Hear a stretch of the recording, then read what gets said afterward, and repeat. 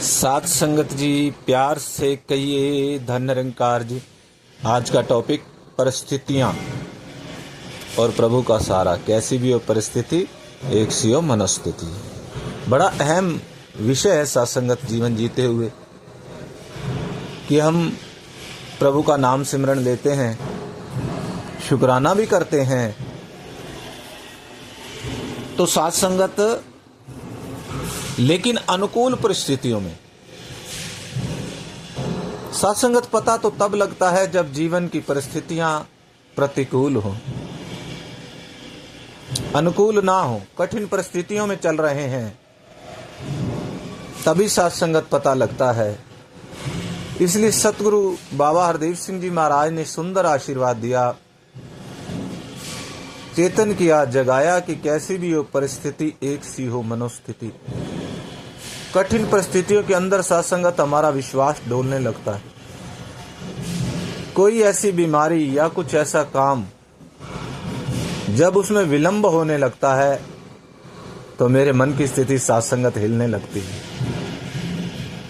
तो उस समय सत्संगत क्या काम आता है? उस समय काम आता है अभ्यास। जो नित्य प्रति सत्संग जाते हैं, सेवा करते हैं, सिमरन करते हैं, तो सत्संगत वो अभ्यस्त हो जाते हैं, उनके रूटीन में आ जाता है, उनकी आदत हो जाती है। तो ऐसी परिस्थितियों में सत्संगत, उस संत की वो अवस्थाएं बड़े काम आती हैं जो वो हर वक्त प्रभु का नाम सिमरन लेता है। हर श्वास में हो सिमरन तेरा, यूं बीत जाए जीवन मेरा।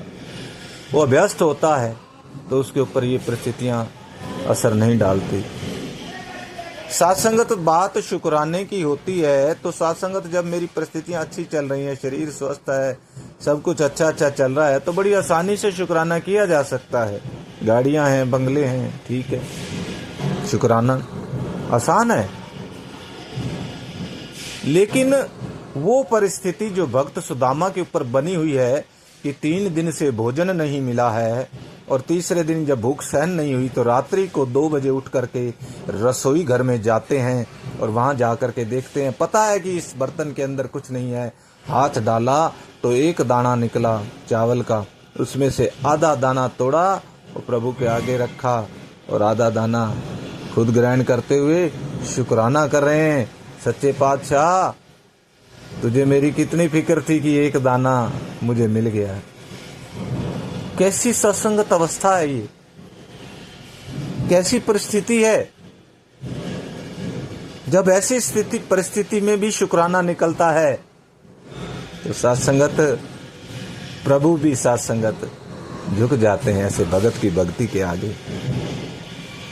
और उन्होंने सुदामा के चरण धोए ऐसे भगत के, ऐसे समर्पित भगत के, कि तूने वाकई में मेरी बात को मान लिया।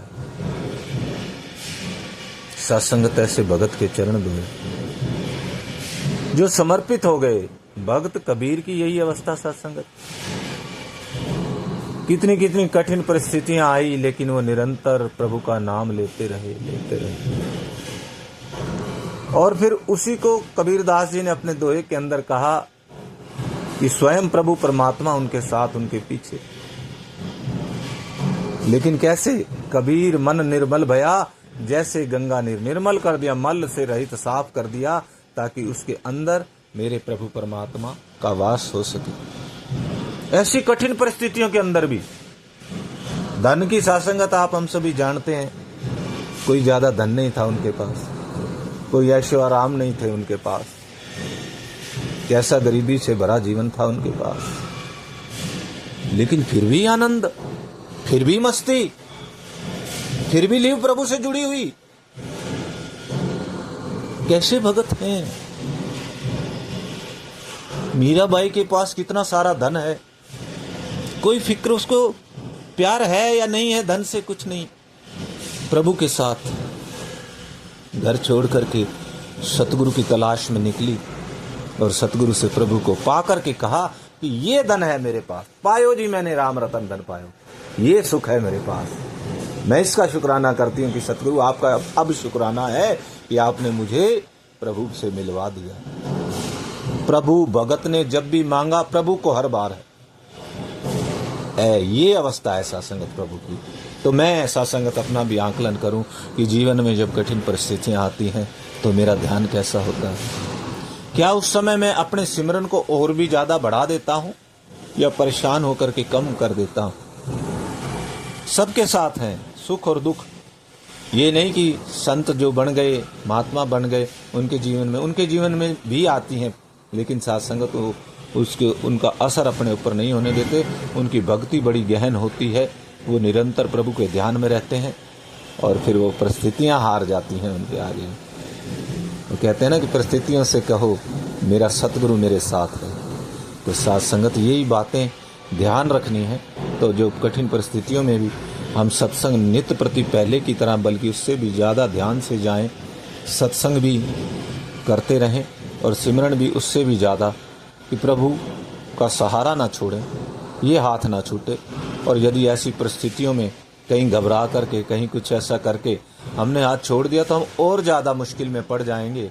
तो ये सहारा हमने नहीं छोड़ना है, ये हाथ हमने नहीं छोड़ना है। परिस्थितियाँ चाहे कैसी भी हों, प्यार से कहिए धन्य निरंकार।